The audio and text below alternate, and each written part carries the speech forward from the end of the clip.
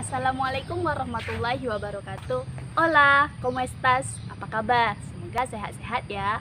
Perkenalkan, saya Jus Madonna. Saya adalah guru mata pelajaran PPKN yang mengajar di Madrasah Aliyah Negeri 1 Rokan Hilir. Nah, seperti biasa, sebelum kita bahas materinya, saya akan mengutip satu buah kalimat dari Imam Syafi'i. Beliau mengatakan, barang siapa yang belum pernah merasakan pahitnya menuntut ilmu, walau hanya sesaat, ia akan menelan hinanya kebodohan sepanjang masa. Nah, dengan demikian kita diwajibkan untuk selalu menuntut ilmu di mana saja dan kapan saja.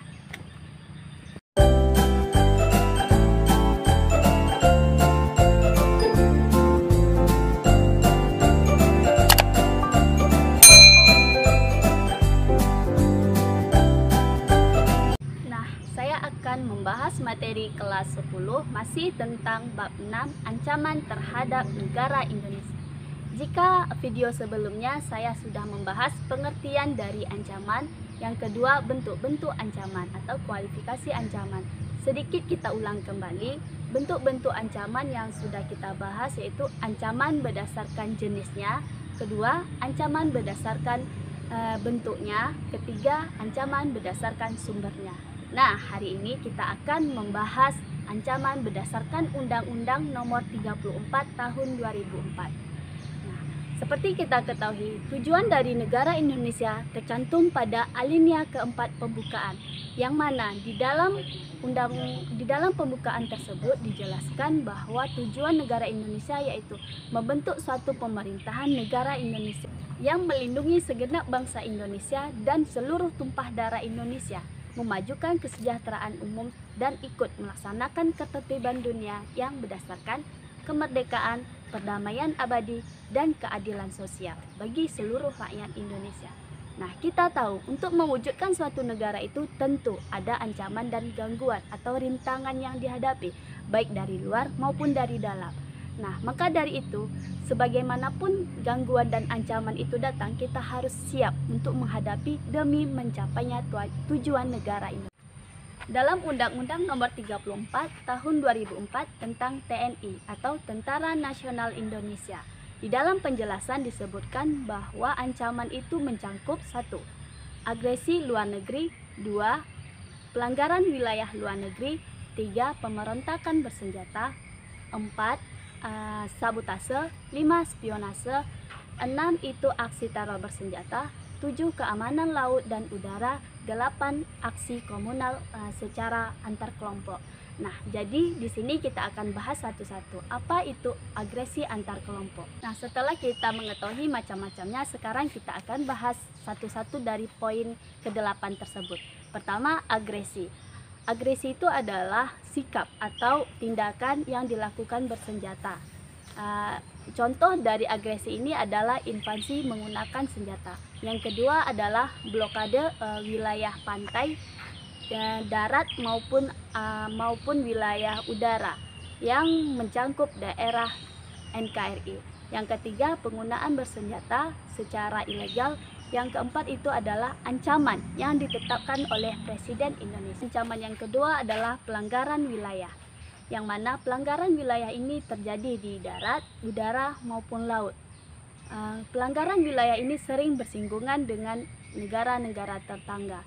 Contoh kasus yang pernah terjadi pelanggaran di darat itu, Malaysia pernah mengambil patok perbatasan wilayah di Kalimantan. Yang kedua, pelanggaran wilayah di laut, yang mana kapal-kapal nelayan dari negara Jepang, Thailand, dan Vietnam pernah mengambil hasil ikan laut Indonesia. Dan jelas ini bertentangan dengan undang-undang. Nah, ancaman yang ketiga adalah pemberontakan bersenjata. Apa itu pemberontakan bersenjata? Pemberontakan bersenjata adalah sikap atau tindakan yang dilakukan oleh sekelompok orang untuk melawan pemerintahan yang sah. Ancaman yang keempat adalah sabotase. Sabotase, apa itu sabotase? Sabotase adalah kegiatan atau usaha yang mencoba untuk merusak instalasi atau alat-alat vital negara. Contoh kasus sabotase ini pernah terjadi di Jawa Tengah, yang mana ada sekelompok orang yang tidak bertanggung jawab berusaha untuk mensabotase rel kereta api. Mereka menimbun kayu atau besi sehingga mengganggu jalannya kereta, yang mana dari terganggunya itu bahkan bisa terguling memakan korban jiwa. Ancaman yang kelima adalah spionase. Apa itu spionase? Yaitu merupakan bentuk kegiatan yang berusaha untuk mencari informasi melalui cara-cara dan metode tertentu. Nah, istilah spionase ini berasal dari bahasa Prancis, yaitu espionage, yang artinya mengintai atau memata-matai. Contohnya di Mesir kuno, mereka mempunyai agen-agen rahasia yang bertugas menyelidiki perusahaan-perusahaan maupun orang-orang terkemuka. Selain itu, ada juga spionase yang berasal dari Romawi kuno. Nah, mereka juga mempunyai agen-agen tertentu. Sama halnya di Asia. Di Asia, spionase ini dianggap sebagai seni yang tinggi dalam mencari dan mengumpulkan informasi yang mana dalam karangan sebuah buku Sun Tzu yang berjudul tentang The Art of War. Di sana dijelaskan spionase seperti apa. Poin selanjutnya, aksi teror bersenjata, yang mana ancaman ini berkaitan dengan teroris. Teroris itu bisa datang dari luar maupun dari dalam negeri. Baru-baru ini telah terjadi berita, saya cantumkan link beritanya, yang mana Densus 88 telah menangkap 7 orang yang terduga sebagai pelaku teroris.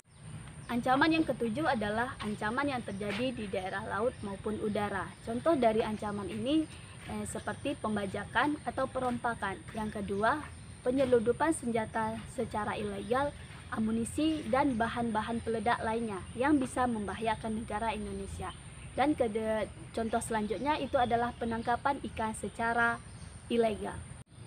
Penangkapan ikan yang dilakukan secara ilegal, yang mana Menteri Susi Pujiastuti pernah menenggelamkan 6 kapal karena mencuri hasil ikan di Indonesia. Ancaman yang ke-8 atau ancaman yang terakhir itu adalah aksi komunal antar kelompok, yang mana Indonesia itu adalah negara yang majemuk. Tentu akan ada banyak perbedaan mulai dari agama, bahasa, suku, dan lain sebagainya. Dari kemajuan ini tidak menutup kemungkinan akan adanya gesekan-gesekan kepentingan yang akan mengakibatkan ancaman terhadap integrasi nasional. Nah, demikian hasil pelajaran hari ini. Semoga video ini bisa memberi manfaat. Jangan lupa untuk like, subscribe, dan komen. Terima kasih. Assalamualaikum warahmatullahi wabarakatuh.